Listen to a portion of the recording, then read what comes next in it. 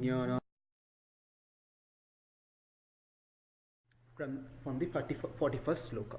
Om Namo Bhagavate Vasudevaya. Om Namo Bhagavate Vasudevaya. Om Namo Bhagavate Vasudevaya. Brahmana Kshatriya Visham Shudranam cha Parantapa Karmani pravibhaktani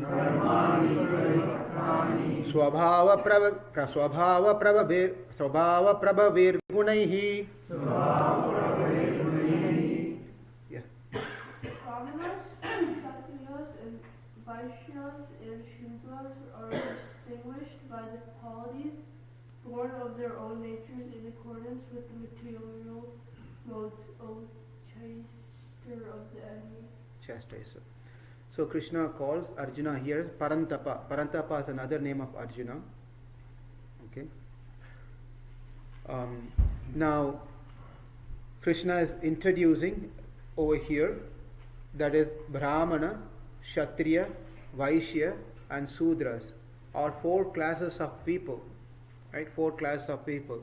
And they have been born out of their previous karma and vasana. Based on the previous karma and vasana, they've been born into a family and they take a certain birth, either Brahmana, Kshatriya, Vaishya or Sudra classes.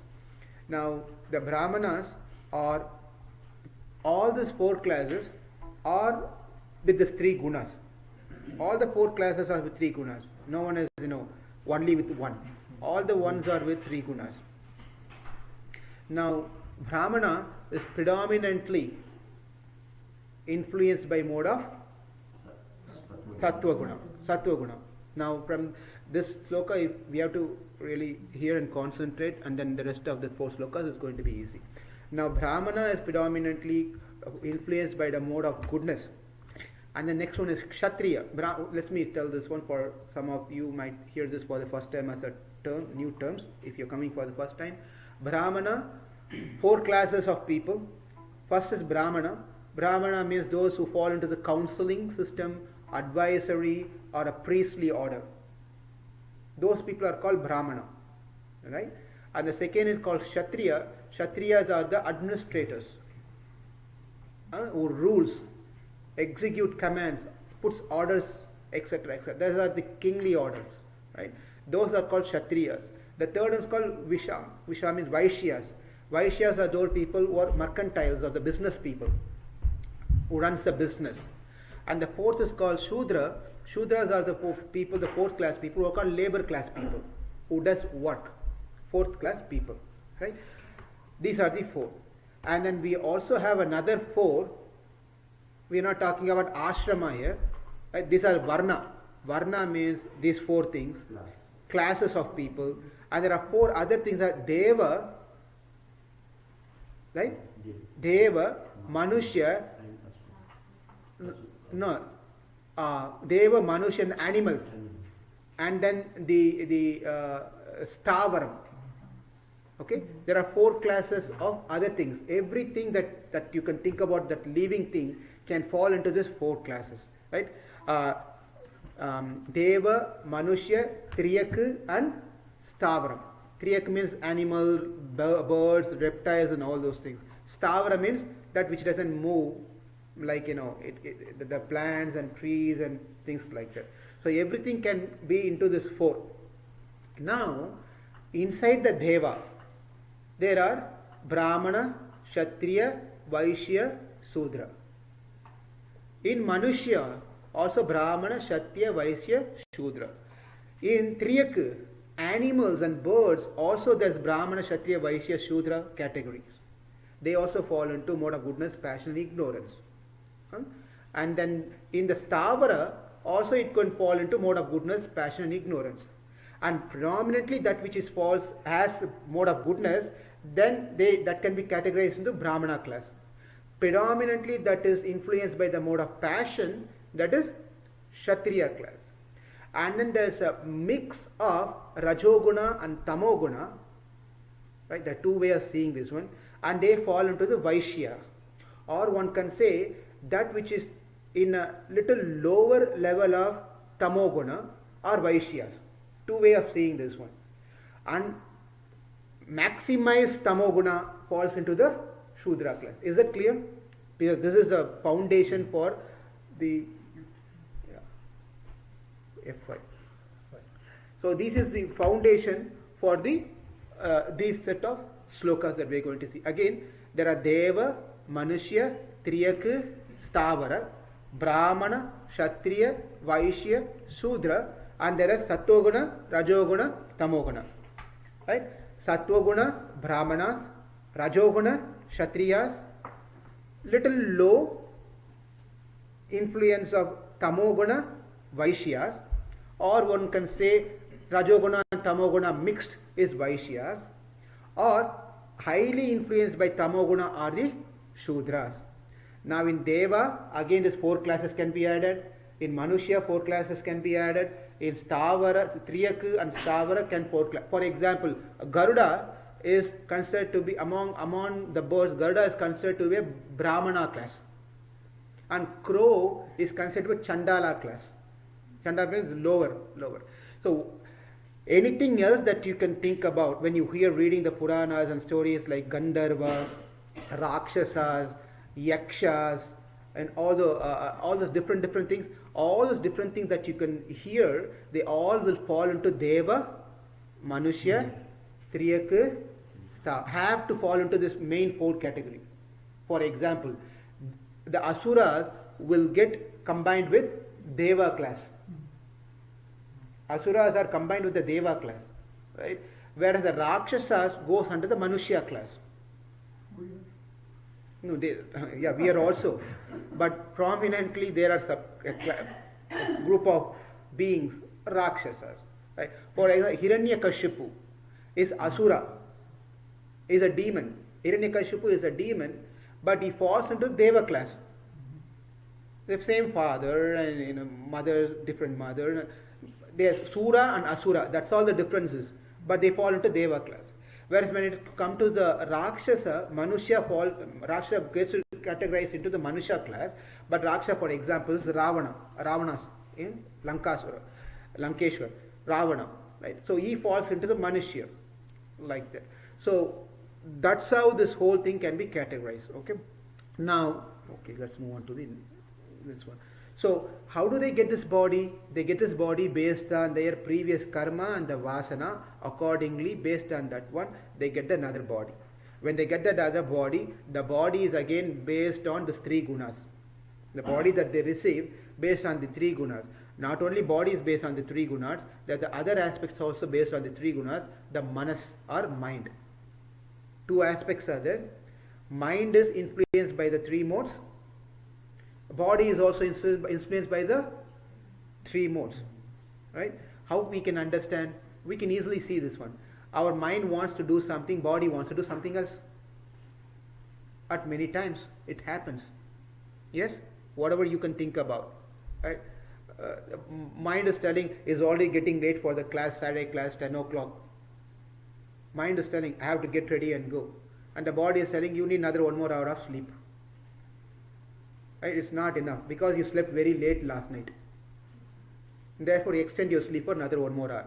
Body is pushing that way. Mind is telling something. Mind is working towards being in mode of goodness, but the body is telling mode of ignorance. There's a conflict within ourselves. Right? We have to resolve the conflict within ourselves. Big problem we have here. Mind and body conflicts and the senses conflict. Right? If we can resolve this conflict, we do a conflict resolution within ourselves, we are in peace. Why we are not in peace? Because the senses and mind and the body are out of sync. Since they are out of sync, we are not in peace. And that's where when we are not in peace, whoever we come across or in contact with, they also will not be in peace. They will also not be in peace, right? So these four classes of people we saw. All other four classes, easy to identify. Now, Deva, Manushya, Triyak, and then what is the Stavara, it's easy to identify. You can see that one and tell that is tree. we can see each other, this is Manushya group. Right? If Devata comes, we can tell that is Devata. They look totally different. Right? If you see a bug or something, we can tell this is a bug. We can differentiate easily Deva, Manushya, Triyak, Stavara. Now the problem is, within Deva, Manushya, Triyak and Stavara, we told 4 other groups, right? What are the 4 groups? Brahmana, Kshatriya, Vaishya, Sudra. That is going to be hard to find just by looking. Yes? That unless and until you dress up and come like, have a sword or a bow and arrow until I am Kshatriya, and you come with a small dress and say I am a Shudra, whatever it is. You want to say something. Otherwise it's very hard. Very hard to say who is Brahmana, who is Kshatriya. Kali Yuga, everyone is Shudra.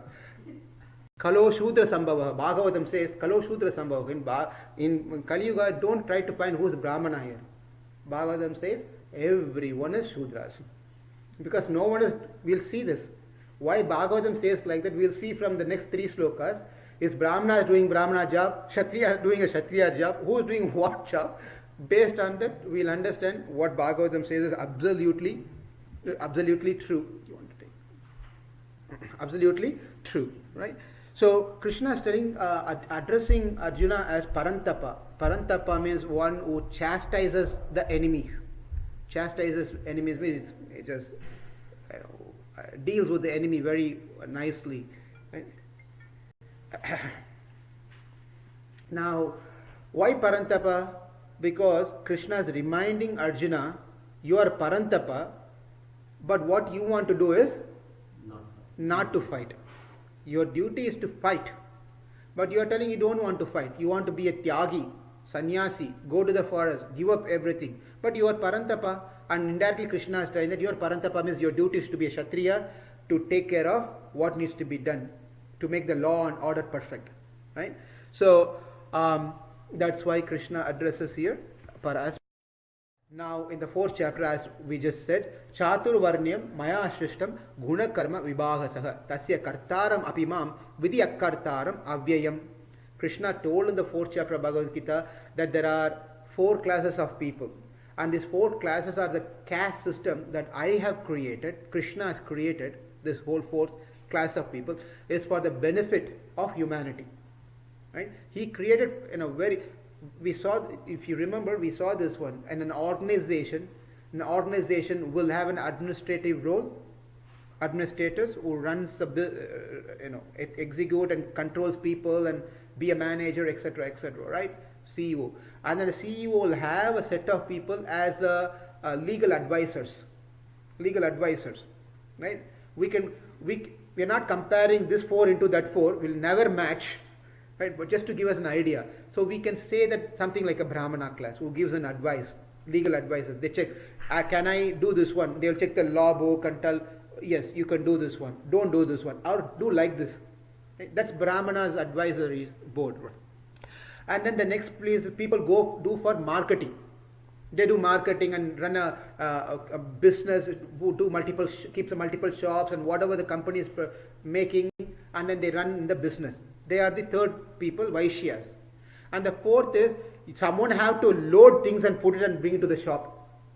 Someone have to arrange these things inside the shop. Someone has to sweep. Someone has to do many of those things, right? The labor class. Those are the 4th class people. And Krishna has created very well and nicely this 4 class of people. And later what happened, over the period of years, as things were passed, and what created is Krishna was only 4 class. And we are very smarter than Krishna. We went and created 400 and other classes within this 4. Right? Brahmana means this type of Brahmanas. Right? And then Kshatriyas also various Kshatriyas. And many groups and branches have been sprouted out from this 4. Actually there is only 4 class. Krishna never said there is this type of this one, that one, never said any of those things. Right? Now, Deva, we saw some examples. Hiranyakashipu, Prahalad, right? And also Jayanta. Jayanta is the son of Indra. So, those are all. Why Jayanta is son of Indra has been added over here. The reason is because if you remember, if you heard or learned, read Ramayana, in Ramayana, when Mother Sita was with Lord Ram in the forest, this Jayanta took a form of a crow. And he came and really hurted Mother Sita on her chest with its beaks, right? And because of this activity, even though he was born in a Deva family, but his mentality was Chandala, means low class. So the point here is that the birth where we take birth is really has low importance. It has an importance by itself. If the importance has been used properly, then that's very good. But one should not, who's not born into the higher class family, then they should not think, I am not eligible for anything. Why? Because where we born doesn't matter. What our consciousness matters. Because the moksha, getting liberated, is not really based, anyone can get moksha. If you follow the systematic, when we go to the last part of this 18th chapter, we'll discuss this topic more in detail. But just a preview is that if you go to a Vedantist or a Vedic person, the way of getting moksha is a very step-by-step process. You have to be like this, then you take a birth in a certain family, then you go to the next level, then you go to the next level, finally you be born as a Brahmana, then in a Brahmana you should be born as not only Brahmana, you should be born as a male, then you get eligible to get moksha. That's a entire program, Vedic style of program. But that means that how many people have to work towards that to be a Brahmana, born as a Brahmana, especially as a man, and then finally get moksha. It's going to be a difficult. Therefore, this moksha is not only meant for that. Anyone can get moksha. Anyone can get moksha, provided their consciousness is in mode of goodness. We'll see. I'm just giving a very little thing. This is a detailed discussion. We have to talk about this as we go through.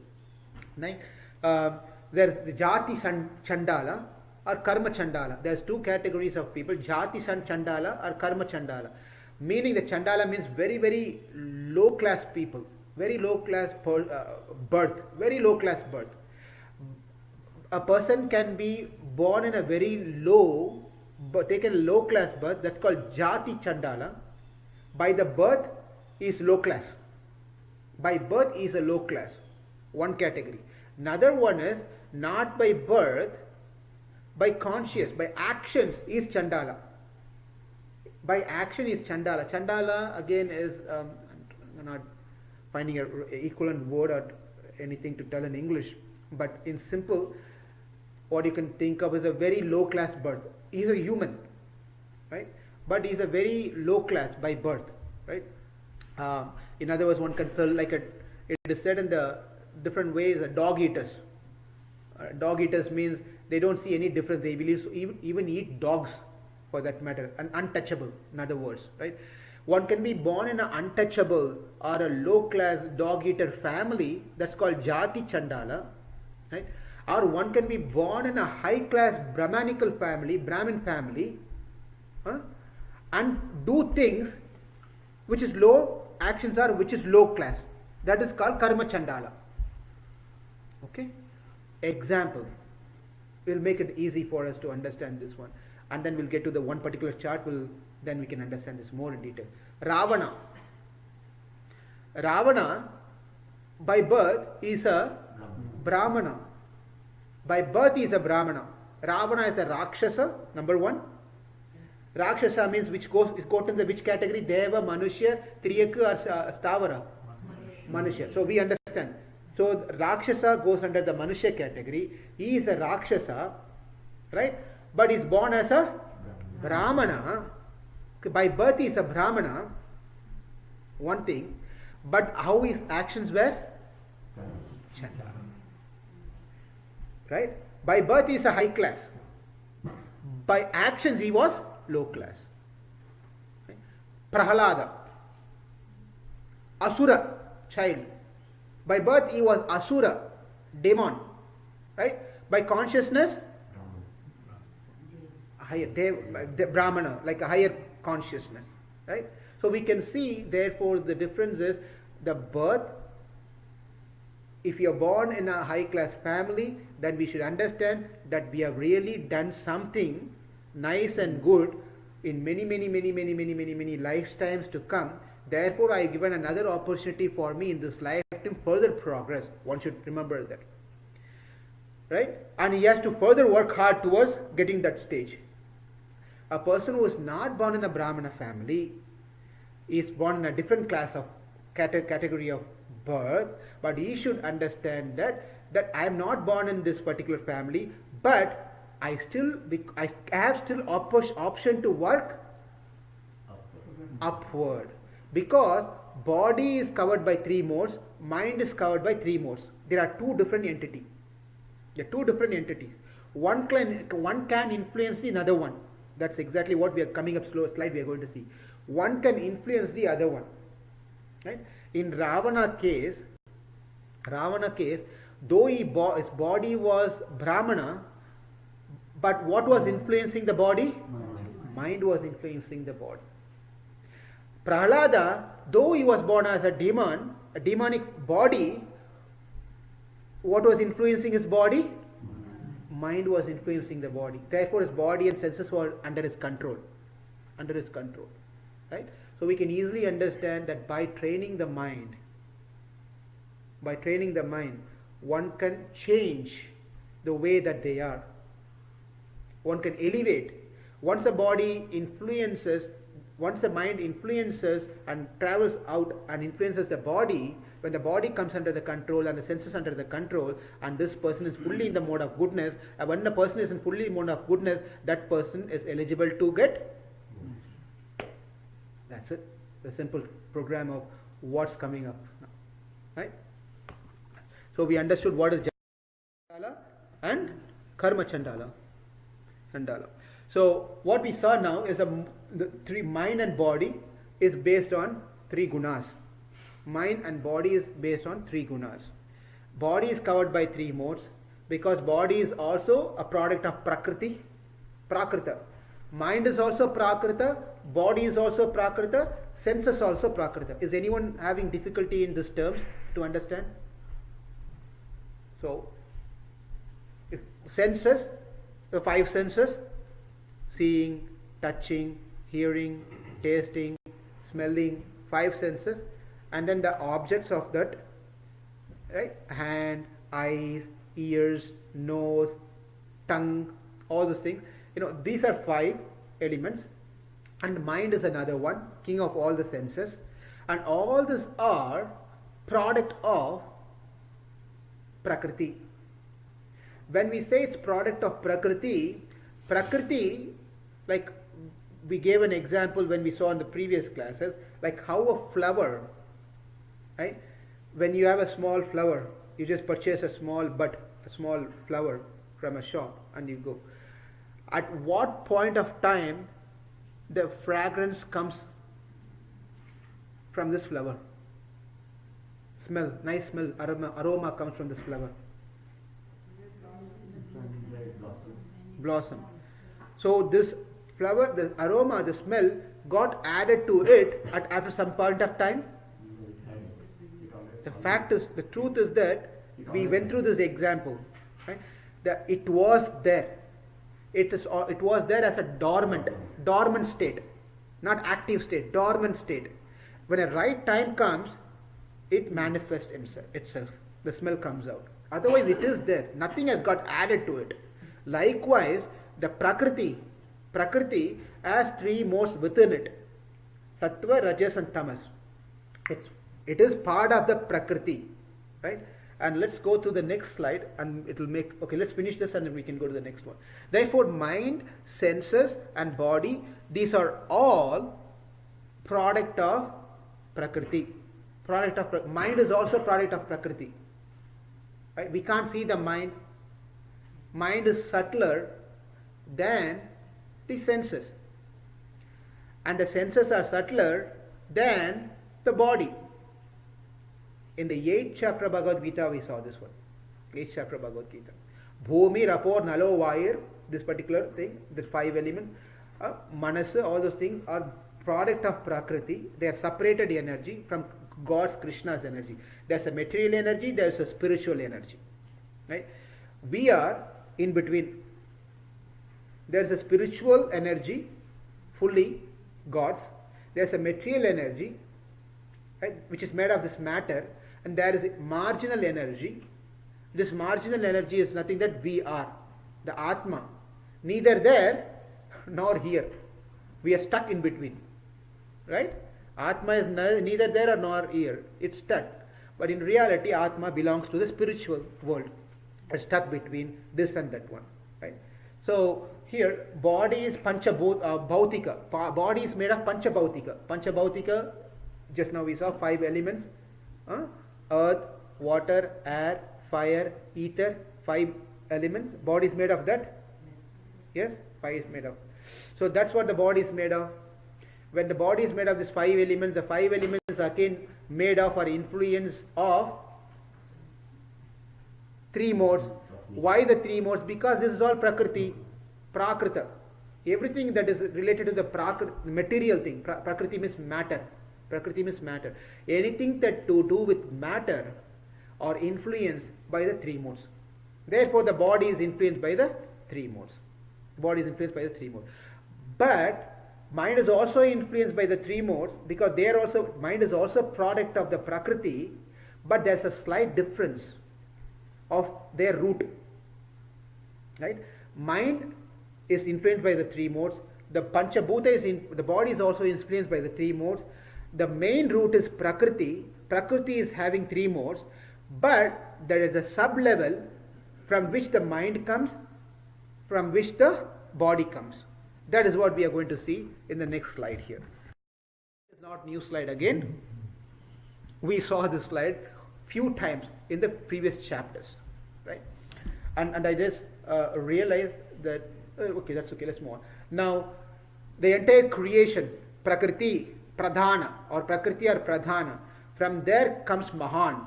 From Mahan comes Ahankara. Ahankara is a tattva, not the Ahankara that we all usually talk about. Too much Ahankara. That's not. But it's a different tattva by itself. Ahankar. The Ahankara is Tamasa Ahankar, Rajasa Ahankar, Satvika Ahankar. It divides, the Ahankar divides into Rajasa, Tamasa and Satvik. That is mode of goodness, passion, ignorance. That's how it divides, Ahankar. Now, from the Tamasa Ahankar, other 5 and 5 comes. That is Pancha Tanmatra. Tanmatra means the senses. The senses like what we say sound, touch, form, taste and smell. Tanmatra. The smell, sound, all those different things, they are called Pancha Tanmatra. These 5 things, the smell, sound, etc., cannot be by itself. For that to be accessible, you need to have added another 5.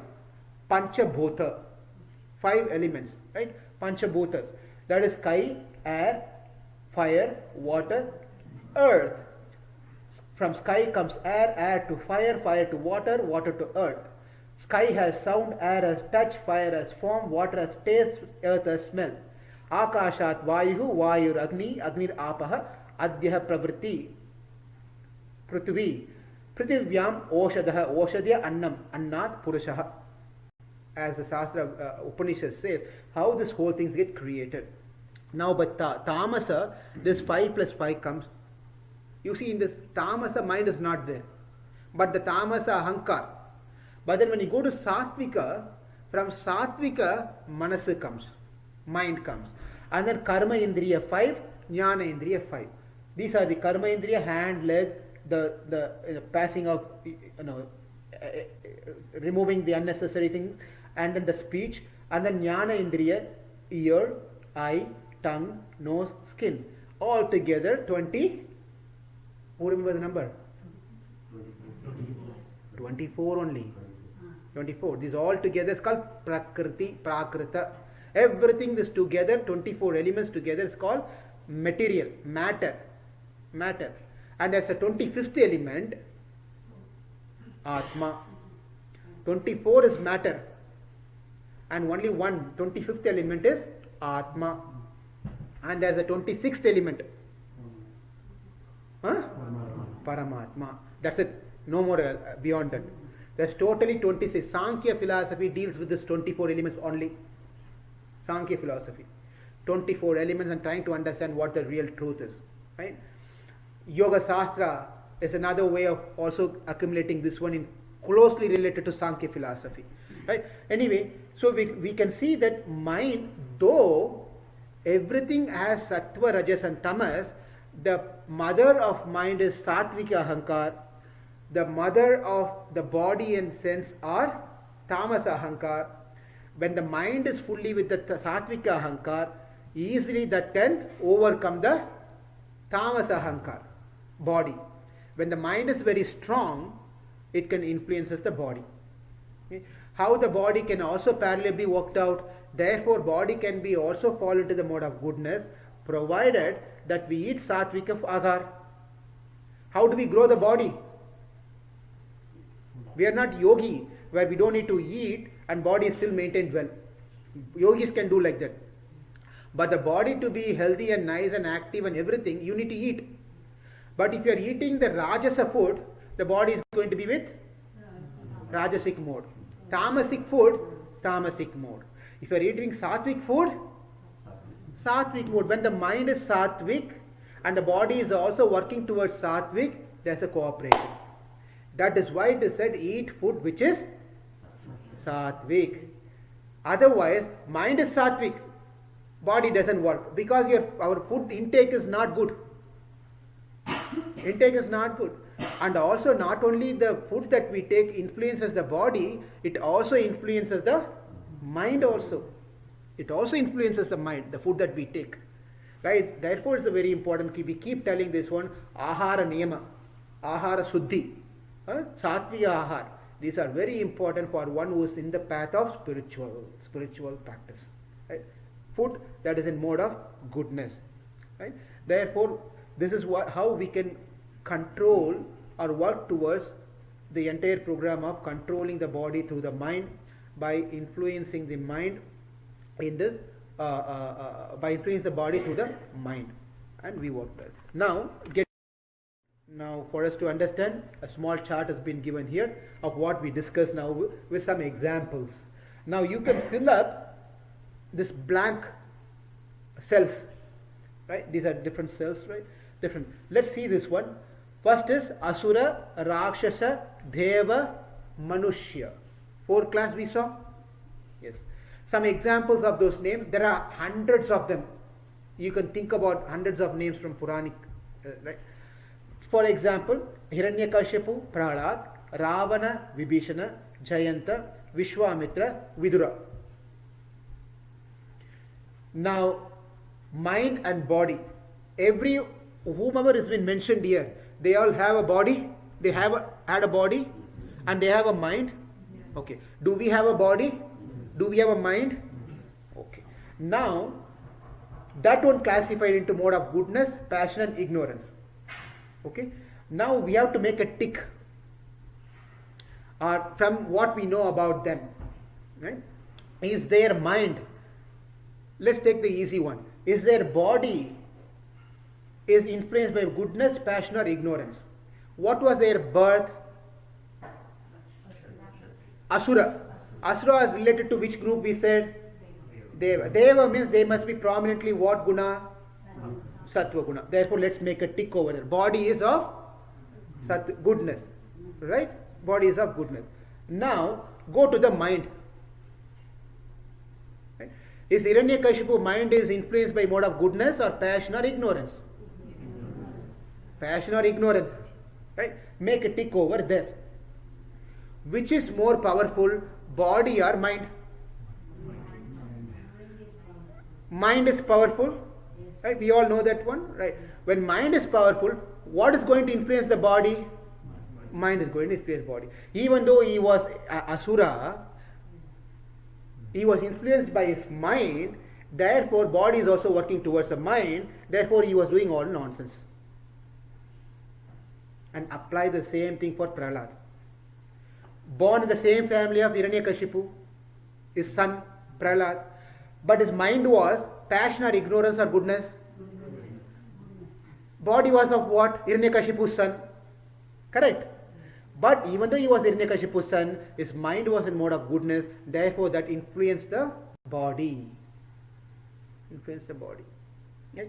Move on to Ravana, move on to Vibhishana, move on to Jayanta, Vishwamitra and Vidura. Vidura is of a low class. Right? Vidura was a low class. Right? Even though he was a lower class, but his mind was in mode of Sattva Guna. Sattva Guna. Therefore, he was able to attain moksha. Attain moksha. Right? So therefore, we have to put our name over there in the table, and we have to tick mind and body. In body, by body, what birth I fall into. By consciousness, by mind, which one I fall into. Therefore, I have a jati or karma, which one I fall into. These two categories. And where I need to work on. We need to think like that. Then you can see on this class is also divided into this one and this one over here. You had a question?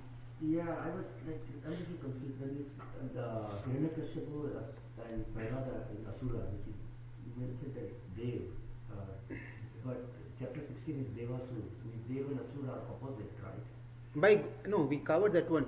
They are opposite. When we spoke about, we are not speaking about the body. We are speaking about the consciousness only in the 16th chapter. In the whole entire 16th chapter we are telling that Deva Asura Vibhaga Yoga, that chapter. Who are Devatas? Who are Asuras? It's not by birth, it's by their consciousness. That was the focus of the 16th chapter. So in that case, Prahlada will fall into the Deva. Exactly. Okay, so here Exactly. that's why I was like, Yeah, but his body was, he was born to Asura. That is why we have this category over there.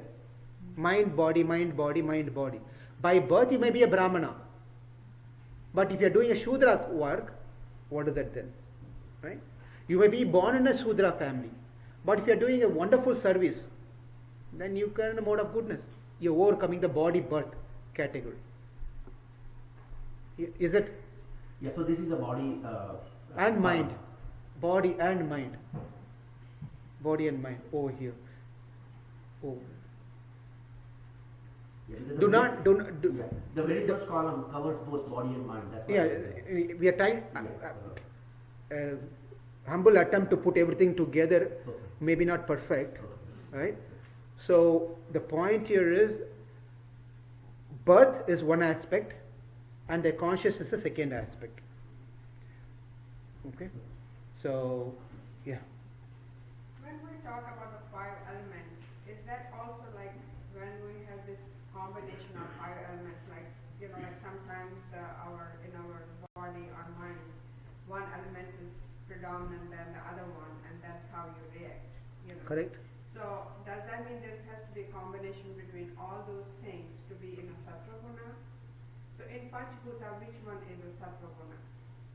No, everything is we already saw for all the indriyas, everything falls under tamasa ahankar. Tamasa means is ignorance. No, but five elements like air, water. Everything falls under tamasa ahankar. Everything falls under tamasa ahankar. Mind falls in the Mind falls under sattvika ahankar. But even though they fall into sattvika, even though it's called tamasa, but within themselves also they are influenced by the three types of modes. Three types of modes. And the idea is to make it more sattvika. And even though the rajas and tamasa is there, influenced by this body, we have to overcome by practicing more of sattvika guna. So in sattvic guna and the Panchbhuta, like which element is higher? Like air, water, each one. Is there any combination of this? They are all equal. They are equal. There is no imbalance. There is no imbalance. There's nothing like that. Like there's nothing different. This is better and this is lower and things like that. It's all the same. And how you make use of this Panchabhuta, that's how it's going to act to the three modes. Isn't it that the sound was produced first like the sky, and then the sky gives rise to the other? Correct. Then That's a progressive thing. yeah, Yes. progressive. Yeah. that then sky would be on top. That's why it says on the top. But the question is not about which is top is which is bottom. That is not what the question here is. From No, what? dominant? What's dominant? But there is nothing as the sky falls into sattva guna. Oh, yeah. It's not like that. But isn't there sometimes when our five elements are not in balance, that's what they call pitta, some sleep modes, right? Yes. So that is because of the imbalance in your body by the five elements. Why imbalance of the prana vayu and different things within the body? Right. Something, like if your earth ether is more or sound is more and then you act like different, I don't know, three gunas, I think that's Yeah. what. So what I'm trying to figure out is that five elements, is there anything that they have to be in balance or one has to be on higher level than the other one? Like earth is like heaviness, right? Yes. But so earth has to be lower than the sound. It's not like this has to be lower or that has to be lower. Everything has to be in a proper balance. Proper balance can be achieved only by proper, especially talking about a proper diet. Proper diet means sattva food, sattvika food. By doing a sattvika food, you can make all the five elements sattvika. If you are having a rajasa food, all the five elements will be rajasic. Simple example, for example. This is maybe appropriate, may not be appropriate. Nice looking young girl is coming, right? Nice looking, and when the girl has been seen by the sages, a saint, how he sees. A girl has been seen by an young man, how that has been seen. A girl has been seen by a dog, what it is. The seeing is going to be same, but who is seeing varies of what that object, how is to be perceived, to be seen, taken. Right? Who sees makes different. Therefore, seeing is common to all. But the seeing is being influenced by a certain mode based on what the body and what the consciousness of that Atma within that body. For example, the sage seeing an young girl, he is going to, for a dog seeing a girl, is going to go, nice mamisam. Mamisam means nice flesh to eat. Dog or a lion is going to think, nice flesh to eat. That's what it's going to think. When a young man sees, oh, nice girl to have friendship with, to marry. When the saint sees, it's bag of stool, mucus, blood, bone, covered nicely with a nice skin. Right? That's all he's going to see. He's not going to see any difference. How same object is being seen by different. Seeing is same. Seeing is same. How it all differs. What is influential on that particular person in the body level and the mind level? It changes the observation.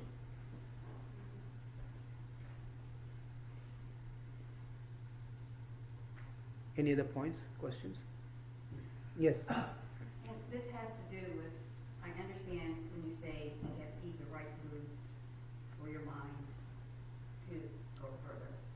And in the New Testament and the Christian Bible, St. Peter and St. Paul had a dispute. St. Peter felt you had to be Jewish before you could belong to the church. And St. Paul said no, it mattered how you thought, what was in your mind, that you didn't have to not eat pork and all the rituals involved. And in the Gita, you said the Gita is for everyone. But then when you bring up the dietary rules and restrictions for other cultures, it's like it isn't for everyone. Because in other cultures, foods that are prohibited in the Vedic scriptures, they're sometimes very important in other cultures. So does that prevent them? no, it doesn't. It doesn't prevent. So here, the thing is, if a person have to live in a place where they have to survive, there's nothing else is there. The idea is to survive. Then whatever you get to eat, you got to eat. That's how it's been. The whole system is. That's how it's designed. Right?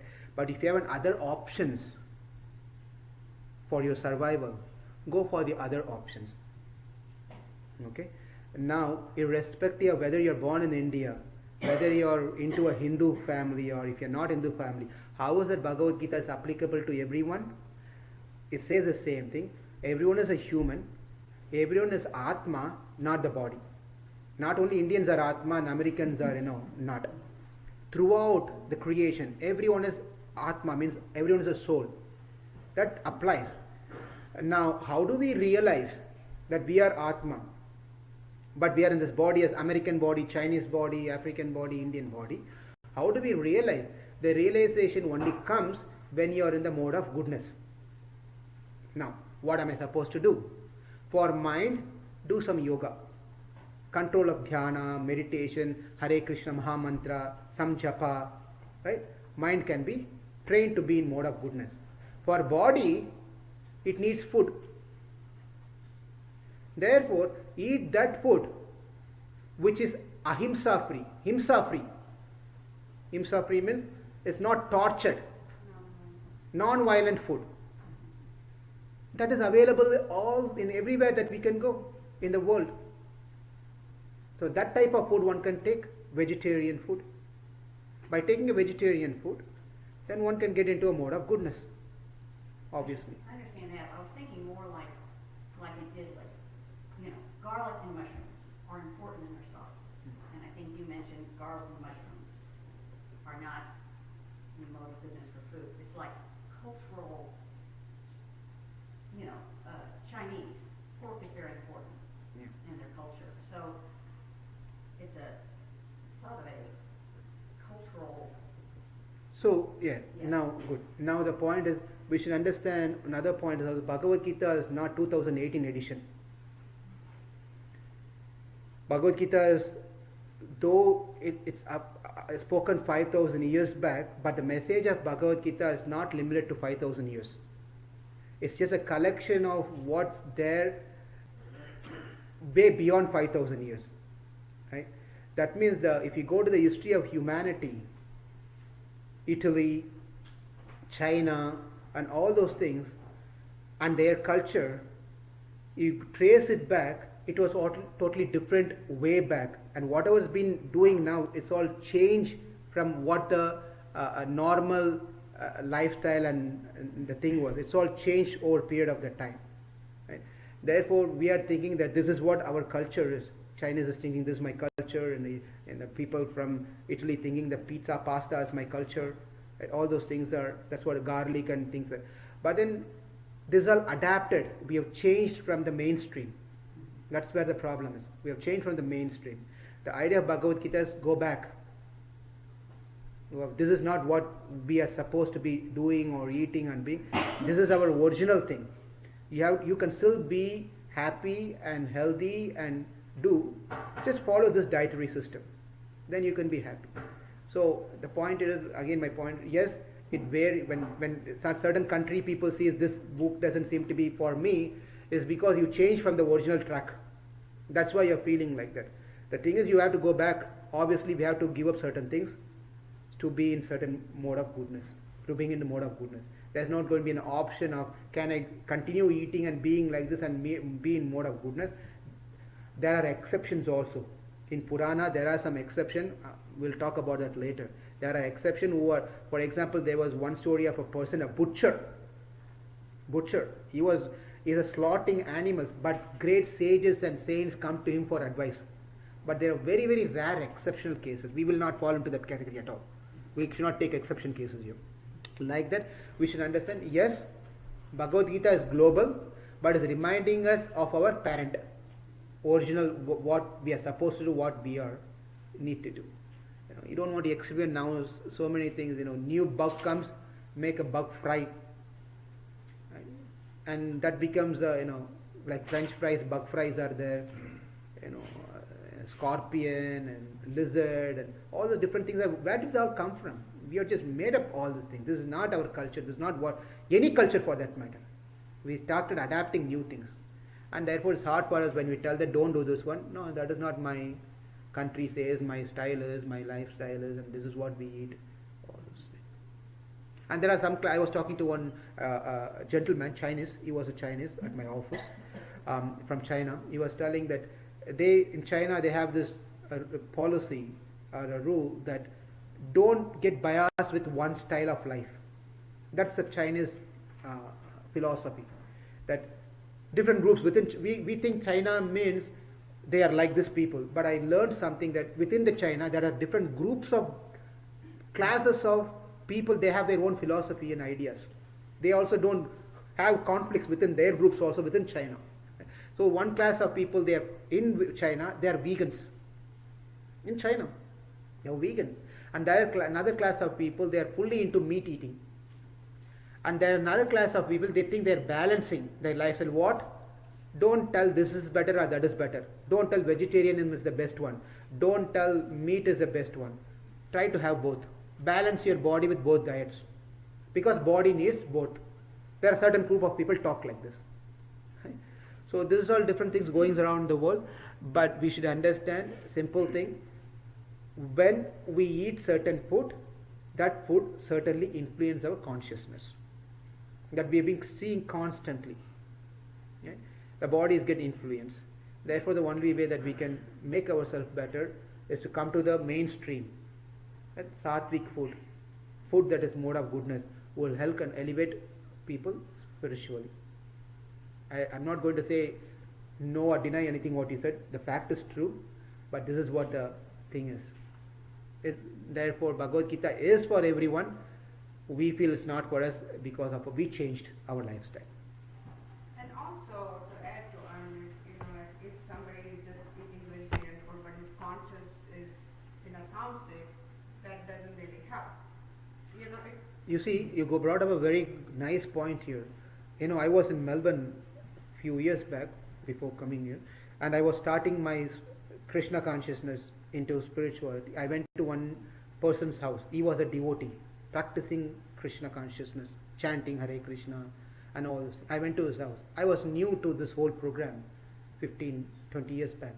So I was a student there. I went to his house and he asked me come for a dinner. I went there and then he made a wonderful items. And I went and prasadam. He said prasadam. I went and sat there. And then he's from Malaysia. He's from Indian body, but born and brought up in Malaysia. So he sat there and he brought all this wonderful. I was amazed to see. And there was rice, very good. That's known thing, something for me. And there was noodles, Malaysian noodles with gravy and all those things. And I saw a couple of other items over there. I was a little taken back. Oh, you said you are devotee, you are vegetarian. What is this? There was a fish. And there was what is it called? A hot dog, cold dog, hot dog, and different dogs are there, right, in market. Hot dogs, cold dog, hot dog. And something rolled like this and inside the bread and all. I said, prasadam. And that person didn't even bother. He took that one first and started eating. He said, Maha Prasade Govinde. He said, recited the Maha prayer and then started eating this fish and all those things.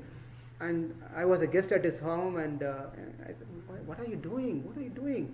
He said, these are all prasadam. How? This is fish and this is this one. No, that is not fish. It is made of soy. Made of soybean. Right? Now you can find, you go to Whole Foods and we call ourselves, sometimes people call themselves a vegan. Right? They call themselves vegan. They want to be free from harming animals. But there are so many products in these shops, organic shops, you find that hot dog and you have like something like a sliced meat. It's not meat, a sliced one. All those things are available. You're a vegan? Yes, I'm a vegan. What are you eating? This is vegan. You can eat this one. What consciousness you have? Right. What type of consciousness you have? Your taste for eating, that is not gone. It's not gone. Better you eat that one then. You're calling himself to be a vegan or a vegetarian or these things, but you have a soy fish, a soy meat, and all those different things, right? What did you achieve by doing it? Your consciousness going towards the same old habits. Not good. Right? So yes, I completely understand. That's no use of such things. Any other questions, discussions? I think going back to the topic, We are totally out of topic. no, no, I'm saying, getting back into this, Okay. do you have to get to the Brahmana stage to, because this is very commonly asked and it's probably in the Vedas at some point, that you have to get to the Brahmana stage to really get moksha or not? I think it's a common thing. It's the 18th chapter. When we come to the last sloka, we'll address that. Okay. Sarva Dharman sloka, we'll address. Answer is no. Moksha can be achieved by the step-by-step process. Born from low level, Shudra, then get elevated to the Vaishya, Vaishya to a Kshatriya, Kshatriya to a Brahmana. Brahmana, you be born as a man. From man, you get sannyas, and then you get moksha. All those things are step-by-step, gradual progress. One can attain moksha, right? Or there is another another method. What Krishna is going to end Bhagavad Gita. Because until this point, Krishna, that is what has been message. His message is gradually progress. And come to that stage and you'll get moksha. That's what has been spoken until this point. We are almost finishing Bhagavad Gita. And Krishna is sticking onto that program as gradual doing of things. Gradually doing of things. But then that is not going to work. We all know very well. That's going to be very difficult. How many life I have to take to get moksha? Go back to God. It's going to be difficult. Right? And bhakti, to do bhakti, one has to be doing certain things so that one can perform bhakti. So what's an option left for most of us in that case?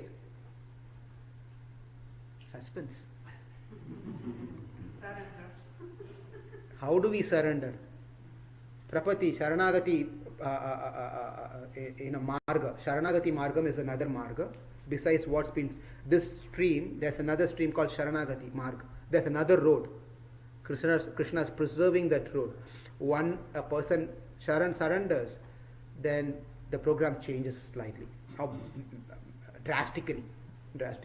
Once a program changes, are we supposed to do this or not is another question. Because we are always waiting for an option. I am surrendered. Should I do or not? Now I can leave everything. Krishna is going to tell, continue doing that one. Right. That's all coming up discussions. Any other things? No? It's 11:25. We are supposed to stop at 11:30. And we finished with the introduction. And then what's coming up in the 42nd sloka? Brahmana.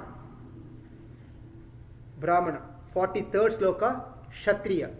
44th sloka, Vaishya and Shudra. Who are they? I mean, what are their karma? What are they supposed to be doing?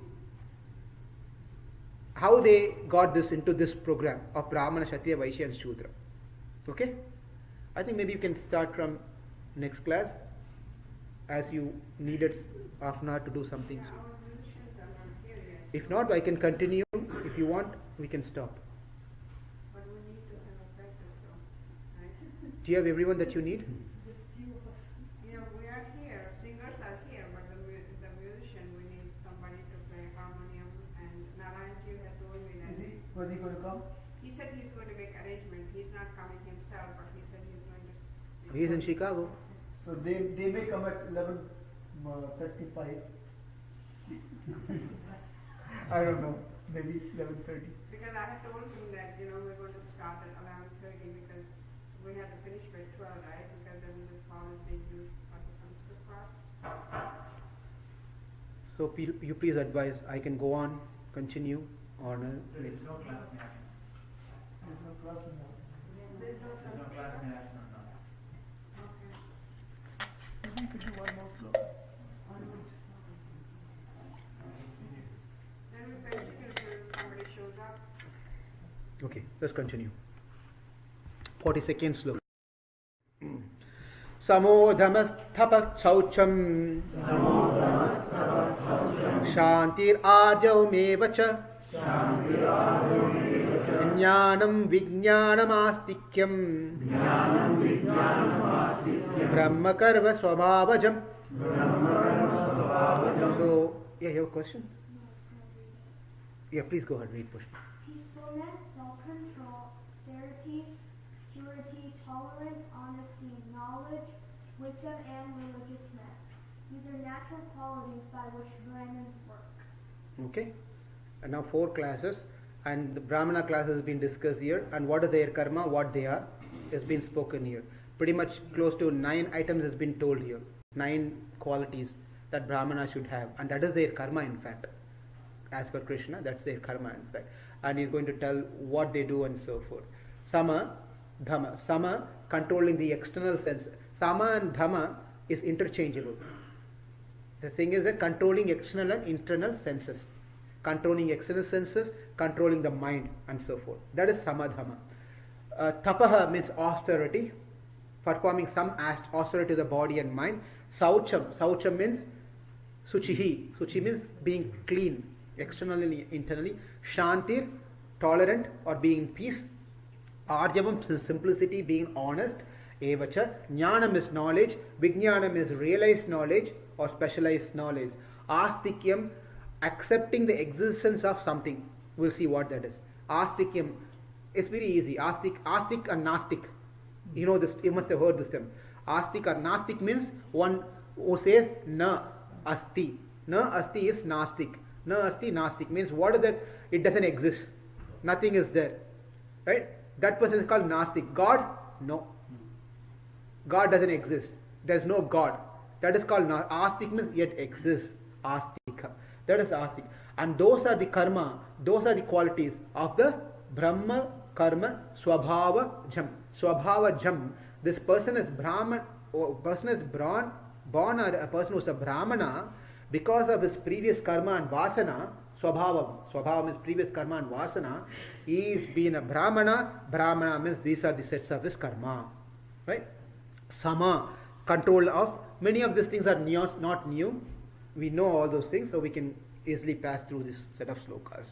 Control of external senses. Eye wants to see, when the eye wants to see some unwanted things, and ear wants to hear something which is not very good, right? And the mouth and tongue wants to speak or eat or taste something which is not good, and when the person is trying to control those things, samam means when he's controlling these things. That's called sama, right? And dhamma means mind is running everywhere. Mind is running everywhere. For example, we might be sitting here physically, our senses are over here for this until this time period. Our senses are here, our body is here, our body, jnana indriya, karma indriya, panchabhut, everything is settled here. But then the mind is out elsewhere, somewhere else. Therefore, mind is not under control. Body is here, right? So those two things are under control for Brahmanas. When we are saying these things, the point here is Brahmana means by default they should have all these things, is not the thing. Right? By default, Brahmana means they should have these 9 qualities. That's how it's given and taken. Are Brahmanas having these things is another question. If they are not having these things, then we should understand, apply what we saw just few minutes back. By body they are Brahmana, by mind they are not. Otherwise, why they cannot apply these things? Make sense? These are things. Tapaha means austerity. One of the very important things for Brahmana is austerity. They have to do some austerity in their life. Brahmana means. Another important point we are going to see is at the end of this sloka, we'll see whatever we saw, this 9 thing, is that not should be in Vaishya, Sudra and Kshatriya also. Are they not supposed to control mind? Are they not supposed to do some austerity? Are they not to believe in God, etc.? Yes, they should also. But this is must over here, and that is, if it is there, it is good. Why it is optional and why it is must here? What's the answer? We should know now. Huh? Yeah, body, but why it should be? It's a must here. It's optional over there. Why? What else? What else? Very good. Very good. Sattva guna. Therefore, Brahmana means Sattva guna. Sattva guna means this is what is important. And over there it's optional because they are not in Sattva guna, they are Rajoguna and Tamoguna. It is optional, but they have to work towards this one. Every single being, whatever your Varna and Ashrama are, you meant to work towards Sattva guna. Sattva guna means the set of 9 things. Okay? Therefore, Krishna is telling Arjuna, being a Kshatriya, develop Sattva Guna. When you are doing Sattva Guna means what you have to have? These 9 things. That means when I have these 9 things and I have this Sattva Guna, should I stop doing my Kshatriya duty? Another question. No. I think we are all clear with what Krishna is trying to tell with this thing so far. Right? If we are clear, then there shouldn't be any confusion in our duties and responsibilities in our life. Because moksha, attaining God, is given to every single being. Everyone is qualified, provided we apply the teachings of what Krishna says in the Bhagavad Gita. Tapaha. Fasting on certain days and eating certain type. Saucham is keeping the body clean. The body has to be clean to do any karma. Right? If you get up in the morning, even for cooking one has to, you might not agree, some of you might think that, why, I before taking bath, let me keep the pressure cooker or the rice cooker and take shower and come back, by then 20 minutes over, rice is ready. That is all not Sattvic lifestyle. Right? Before you enter into the kitchen, before you start cooking something for the day, you have to take shower. That means the cleansing of body is important to start preparing for the food. If you don't do these things, even though you are making a sattvic food, but you are not cleansing your body and preparing, the consciousness has gone into the food and changed the sattvic food to tamasic already cooked. Therefore, certain, yes? Don't you have to clean the inside of your body by chanting Hare Ram? Entire what? Clean the inside of your body too. Inside, yes, you have to do that also, right? By chanting mantras. Japa Hare Krishna, Krishna Krishna, Hare Hare, Hare Rama, Rama Rama, Hare. By that, when you get up in the morning, you say these mantras, that means you're getting set ready to go and do other things and take shower, right? Okay? So, Shantir means patience and peace, tolerance, all those things. Shantir means not Shanti when no one is troubling you. When no one is telling anything to you, I am in peace. That everyone can be in peace. Right? When your husband and your mother and your father and your wife is coming and telling something, and are you in Shanti? Shanti. Right? At the time you're Shanti or you're like a volcano. Bursting out. Bursting out, Are we two different persons, right? So therefore, we have to see when we are Shanti and when we are not Shanti. When the agitating situations happens in our life, are we tolerating and being in peace? And that is the Shanti, a quality of a Brahmana. See this. Brahmana means how high responsibilities and certain things for them. Right?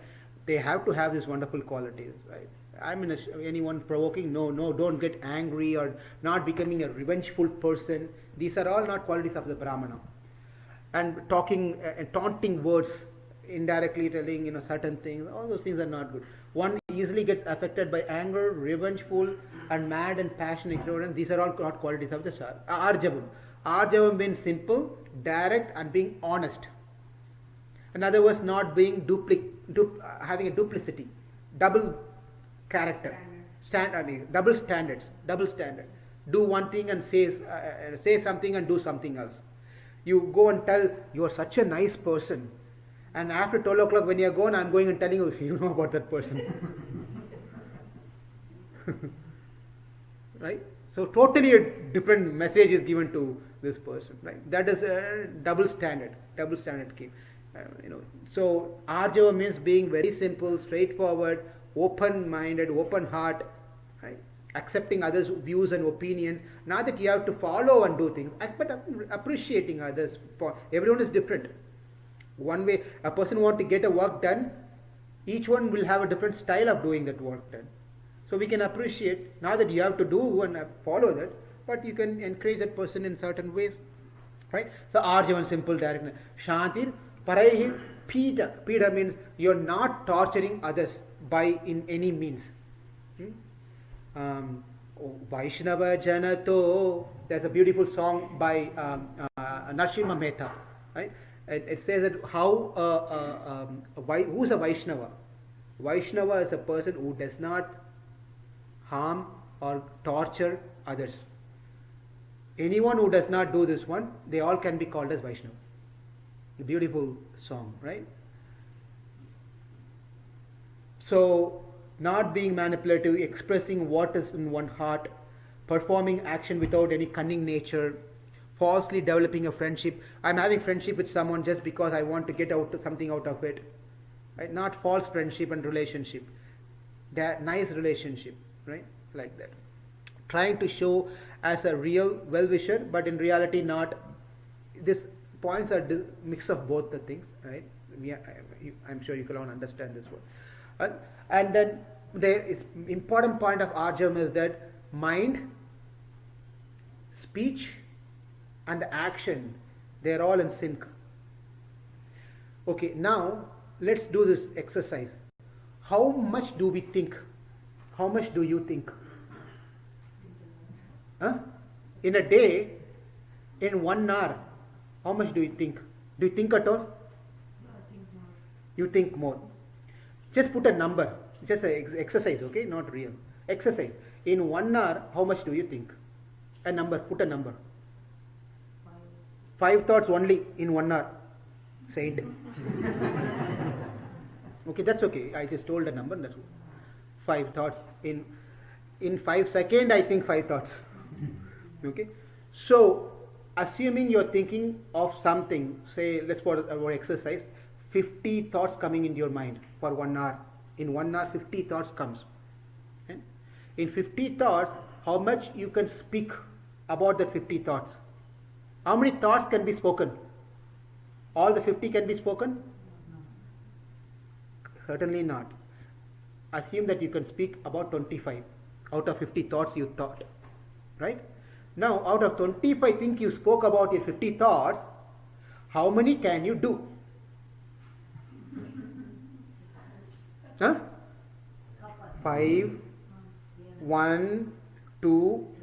So 50 thoughts reduced to 25 outcome you spoke. Out of whatever you spoke, 25, I will do this one, I will be there, can do this one, I can, all these great things you said for 25 things that you promised to do, but only you were able to do 5.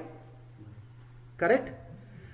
Therefore, the math is that what has more processing here? Which does more of processing? Mind does lot of processing. Which does less of outcome? Productivity. Body, action does little bit of what the mind thought. Okay. Now, the best program for all of us, what Krishna says is, think that you can do. Now everything will be ulta. Okay. I can only do 5 things. If you can only do those 5 things, speak about those 5 things. If you can only speak of 5 things that you can do, think about those 5 things only. Array, in 1 hour, if I only think about 5 things, I can process 45 things as per our calculation. I could have processed 45 things. That means I am not making use of my mind. That 45 thought process is waste now. Isn't it? You're not making use of the 45 percentage of 45 the process. You have to think in a different things now. A processor can do 50 work, but we have reduced it to 5. That means in 1 hour this 45 is not being utilized. If you are into this resource management and optimization and everything, you will understand this one. That means in 1 hour I'm not making use of my mind. 45% is gone, waste. Correct? But it's not efficient. You're not making use of your mind efficiently. Right? Now because your mind is only working on 5 things which is going to be spoken, which is going to be done. Right? Now what about these 45 things which can process? And Krishna, what do you want me to do? Well, that 45 space is what I'm telling to spend on me. Now we made a space because our mind was so busy of thinking those things which we cannot do anyway. Now Krishna gives an idea. Now only think about 5 things that you can do. Rest of the time think about me. And that 45% can be fully utilized in me. That means what? It's 100% performance. Now we are 45% thinking about God and 5% you're working about what your thoughts are. This 5% is going to be more effective and productive. Result will be fantastic. But also at the same time, because you have 45% of spiritual practices, and you are going to be more in sattvic guna. This is the math Krishna gives us to apply in our life. How to minimize our unnecessary thought, which we think is necessary. In other words, unnecessary necessities of our life. But to do that, Unnecessary necessities of our life means if you think about your life, our thought process, many of the things are mostly of useless, waste of time. Waste of time, literally waste of time. We are simply thinking about that thing constantly and carrying and accumulating that process over the period of that time. So Krishna is telling, be a happy man, happy woman. Be happy and focus on what you can do. Rest of the time, think about me. By chanting Hare Krishna, Krishna Krishna, Hare Hare, Hare Rama, Rama Rama, Hare Hare. Let's finish this sloka and I'll take your question. Okay? At least one sloka. Right. Now, jnanam. Jnanam is, you will you forget? I might, but that's okay. At my age, that happens, you know. But that's What's okay. your question? I was going to say, to do what you're saying, you need that environment. Correction. To do what Krishna is saying, not what I am saying. I am also trying to follow what Krishna. What's that?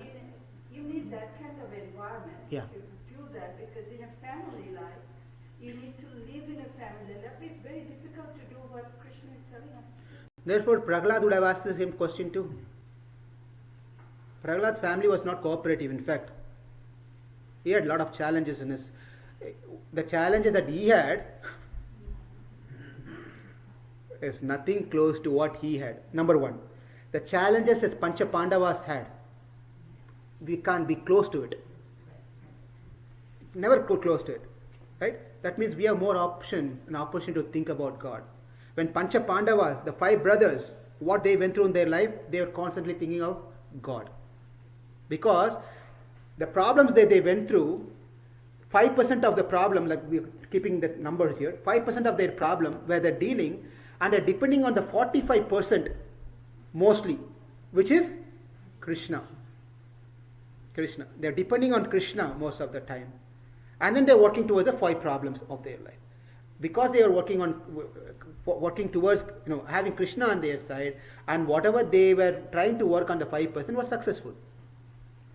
Same thing we can also apply in our life. Yes, our family is like that, but much better than Prahlad, much better than Pancha Pandavas, much better than Draupadi, what she went through in her life. We are much better in America. The land of enjoyment, Bhoga Bhumi. Alright?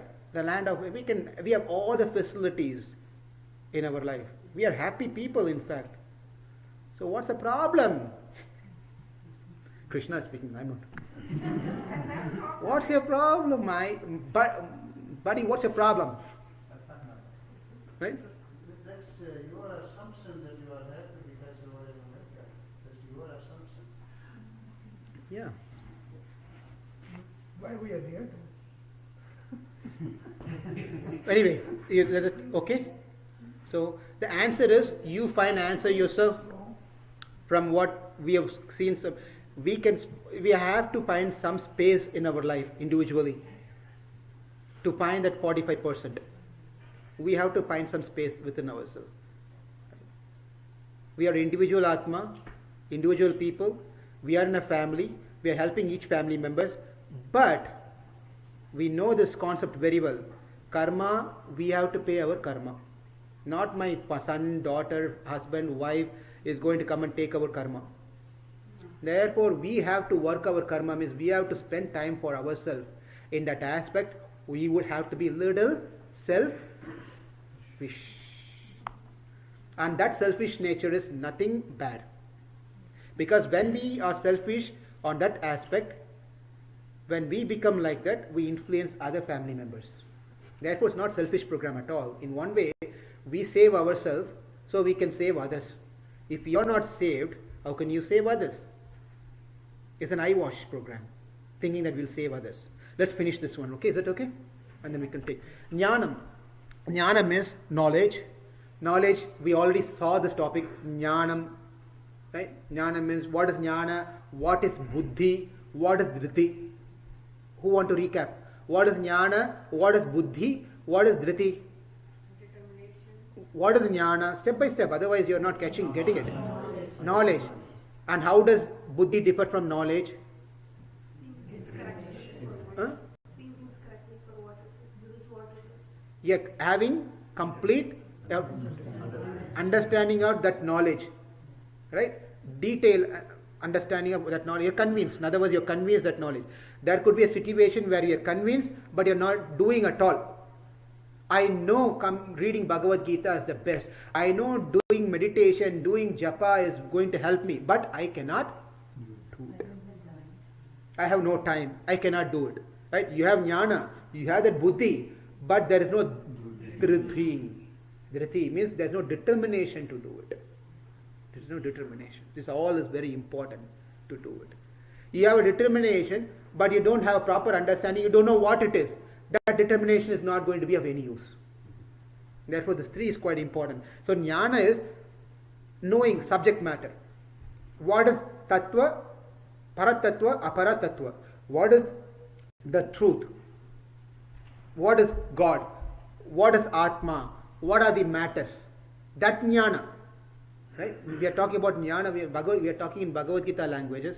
Jnana is not to think about, calculus, algebra, or cooking recipes and that's not jnana. That's also jnana. But this jnana is understanding the 20. How many elements? How many elements? Totally? Total. 26. What is 26? What is 25? What are the 24? All the matters. Right? So the 26, understanding this 26 element is jnana. Is jnana. Vijnana. Vijnana means specialized knowledge. What is specialized knowledge? Simple thing. When we all go to school. In our schools, we have all the subjects until certain stage of our life. And then when we get into the bachelor's, when we go into the bachelor's, the degree, undergrad, then the first year of undergrad and second year of undergrad, most of these exams and credits that you need to earn are common credits. There are common subjects matter. And then after a certain period, then you decide whether you want to take medicine, whether you want to take into engineering, or you want to go into a legal, whatever it is. You decide later. Right? Then you do a master course after undergrad that I want to do medicine, I want to do engineering. Right? After you do engineering, after you do a master course, and then you have another option. Within this, I am an internal doctor, I am a this doctor, that doctor, or I am a this engineer, computer engineer. Within computer engineer, there are so many engineers are there, all specialized. As you narrow down, you become more specialized in that particular area. You write thesis, you do some research and etc. Vijnana, jnana is I know God. Jnana, everyone knows God? God. God. Who knows more about God is the second thing called Vijnana. Vijnana. Who understand God qualities, etc., etc. God is what God is, and etc. That is Vijnana. And then having a realization of God and Atma and so forth, that's called Vijnana. Realized knowledge. Now, the last one, Astikyam. Astikyam means one who has proper intelligence, Buddhi. Because in the Buddhi we saw, Buddhi can also fall into Sattva Guna, Rajo Guna, Tamo Guna. Now a Brahmana, being in the mode of goodness, you should have Buddhi in the mode of goodness. That's a very important thing. Being a Brahmana, you can't have Buddhi in the mode of passion and ignorance. That's the point. And if you are having a Buddhi in the mode of goodness, and that is nothing but Astikyam. Astikyam means not Nastika, Asti. Asti means God exists. God exists. How do you know that, sir? How do you know God exists? Have you seen? I cannot see because my senses are imperfect. Then how do you say God exists? Did you make a guess? I cannot make a guess because the inference, making guess is also might end up in false result. Then how do you know? That's what the next slide is going to talk about. By Shastra, by the literatures, by the scriptures, we can understand. Therefore, the Buddhi where one fully accepts the entire Shastra. Therefore, Astika who understand God and who understand Shastra, two things. Alright? Now, though another Astika is also a person who understands very clearly there is only one God, Paramatma. There is only one God. There is not many God. Right? There is no many God. There is only one God. There are many, many Devatas. One should never get confused between God, Brahman, Paramatma, Purushottama with other gods. So this Brahmana, Astika, is very clear that there is only one God, Ishvara, Keshava. Right? Now, and they don't get confused with this Trimurti concept. Trimurti, what are the three Murtis? Brahma, Vishnu, Maheshwar. Right? Shivji, Brahmaji, Vishnu. Three. There are three gods. All the three gods are equal. All the three gods are supreme. That's not how they think. That's not the right way of thinking. Right? Even to the three god, who made the three god? There should be someone superior. There's another group of people, they say, oh, no birth can happen without a woman.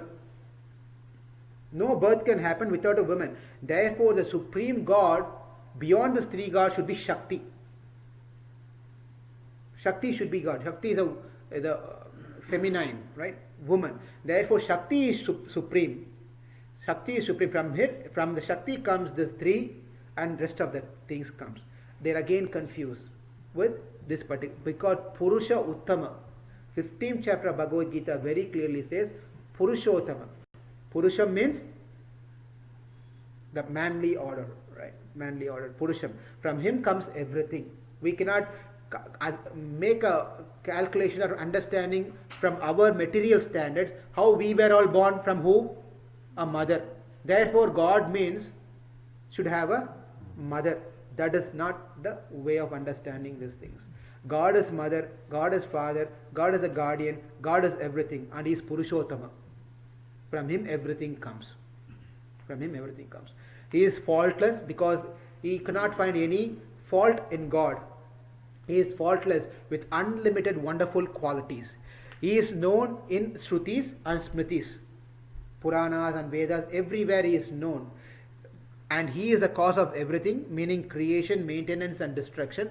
And He is a base and foundation of everything. He is the only owner of everything.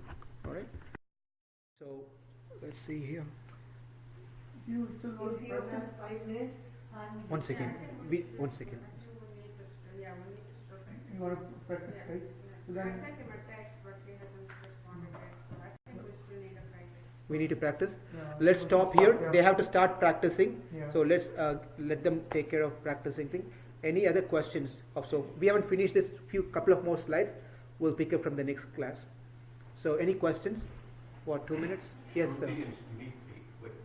Shruti Smriti, where the Vedas are 4, right? And what has been remembered after Vedas, which comes after that, right? Which is Smriti. Shruti is which is heard.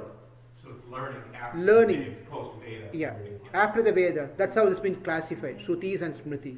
One has been told. Another one is which is told, been remembered later. Right? That's how the 4 Vedas, Rig, Sama, Yajur, Atharvana, and then later the Puranas and Itihasas. Those two are the thing which is classified into Shrutis and Smritis. Thank you. Please come up with more questions next class. Thank you. Hare Krishna. Sorry, next time. Sorry, next time we'll accommodate.